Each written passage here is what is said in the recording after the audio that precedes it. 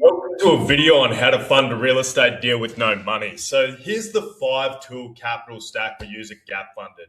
Thing is, private money, second lien, seller finance, subject to every common approach has a fatal flaw. Costing profit, killing approvals, creating legal risk, or even just leaving you starting from scratch on every single deal. There's one system that funds deals at zero out of pocket and gets stronger with every deal you do. I'm Mick at gapfunded.com, where we help investors and business owners access the capital they need to close deals and scale their portfolios. If you want a funding review, book a quick call. It's just a soft pull, no hard credit check, no obligation, takes 2 minutes. And we walk away with an actual game plan for where you're at to start scaling faster. So the most important framework on this channel, every video published, the BRRRR method, fix and flip, Airbnb, 100% financing guides, all reference this system. And this is the complete framework explained from the ground up for BRRRR strategy, fix and flips, Airbnb, short-term rentals, and 100% financing. Let's get fair up it. So, why every common alternative fails? Before revealing the system that works, it's essential to dismantle every alternative you've probably already considered, not to be negative, but because the damage these approaches cause is visible every single week. And there are cases where they can be phenomenal, but just on average. So subject to where you're taking over a seller's mortgage, it's illegal landmines. Seller finance, fantastic for that 1 in 50 deals you can find. Maybe if you're a wholesaler on the phone all day, but if you're an investor on the side, this isn't that scalable. Second liens, deals collapse under risk because your primary lender will typically pull back their approval unless you got it through them as well. And that's pretty rare to get. And then we got private money, where the profit can be drained from the interest you're giving out to the equity partner. Now, they're also very relationship based. They're going to ask you how many deals you've done in the last couple of years. They're going to underwrite your deal. It blows things out. Most people come to me after a private money lender's pulled out at the last minute. So each approach carries a specific structural flaw that either costs you profit, kills your deal, or leaves your capital capacity exactly where it started. So let's get into private money. A tax on every deal for life. So private money sounds like the dream. A wealthy individual funds your deal, no bank involved. In reality, most deals for investors without a long track record are structured as equity splits of 30 to 50% of net profit. On a deal with 40K profit, 50% equity split costs 23 grand. You've done all the work and walked away with half the profit. The gap funding stack on the same deal costs 3 to 5 grand total, a 20K difference across 10 deals per year.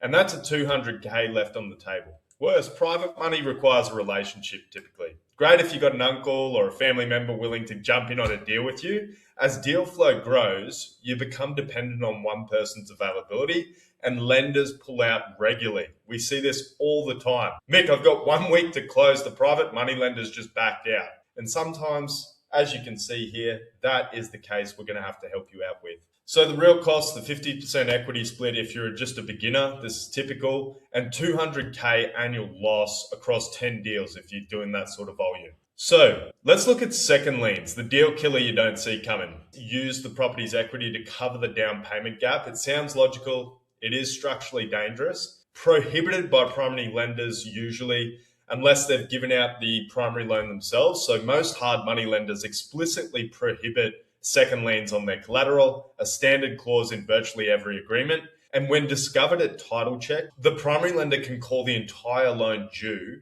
or pull approval before closing.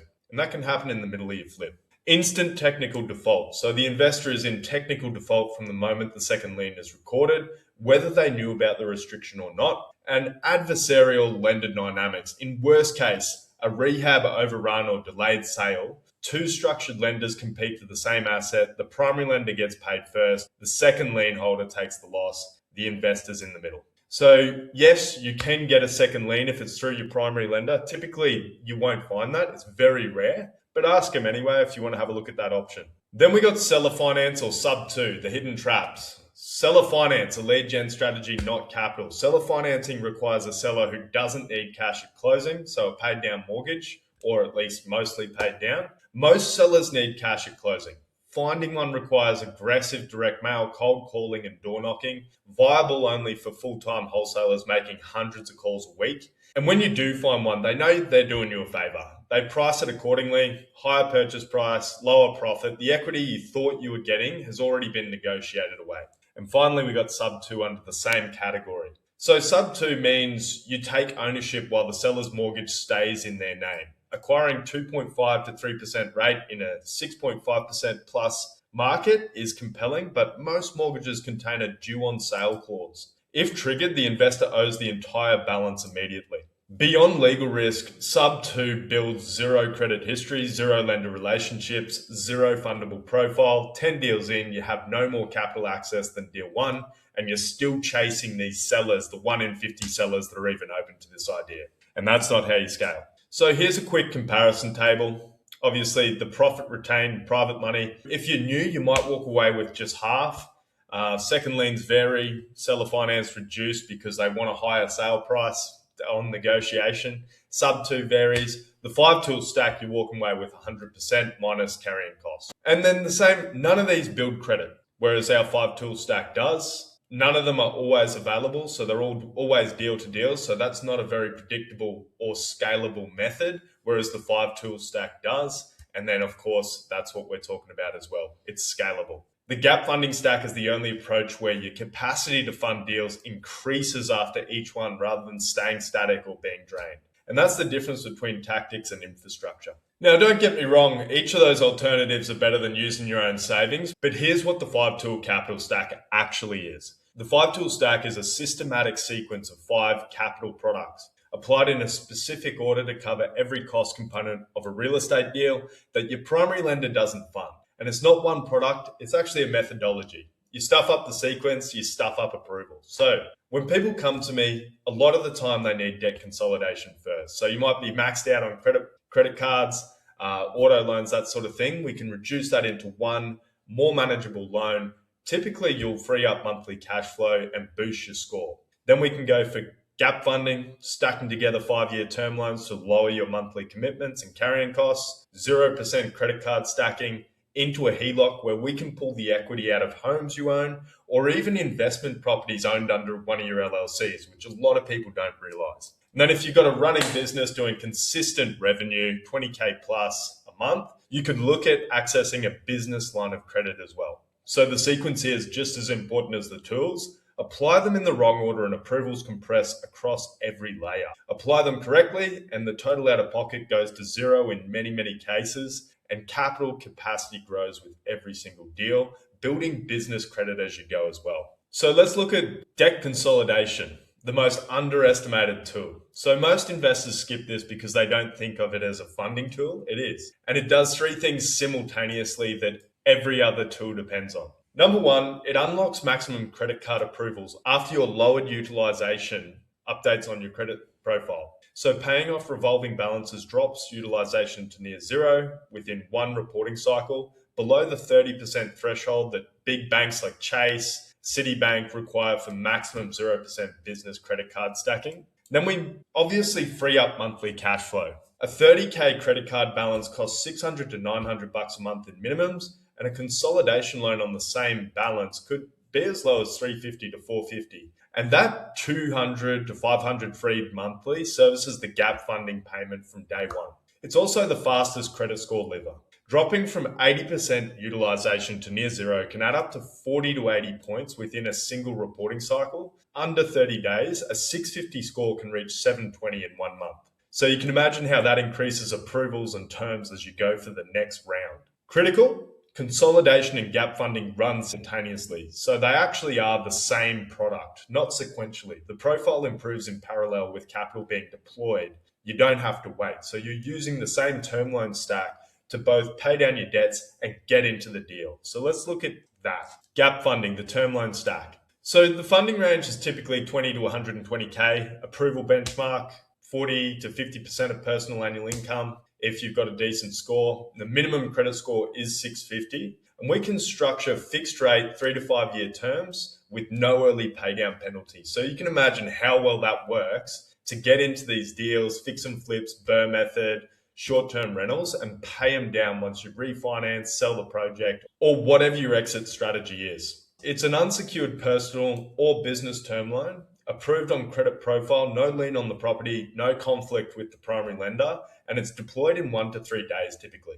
Because it's unsecured, the hard money or DSCR lender holds their position on the property's title, doesn't have a problem with it in most cases, and the gap funding sits on your personal balance sheet completely separately. You keep 100% of the equity, 100% of the profit, no partners, no splits. The term structure keeps monthly payments low during the holding, and you pay it off when the deal exits. So all you've got here is holding costs. The faster you can get the deal done, the better. Let's look at 0% business credit card stacking. This is the tool that can typically take total out of pocket to zero, covering everything the first two tools don't. Stack up to 4 business credit cards from Chase, Amex, Citibank, Wells Fargo, the big dogs, targeting their 0% introductory APR periods of typically 12 to 21 months. Now, during that period, business cards typically don't report utilization to your personal credit file, so a 50K balance maxed out won't affect your DSCR refinance qualification. Turning credit into cash, we use a program called Plastiq.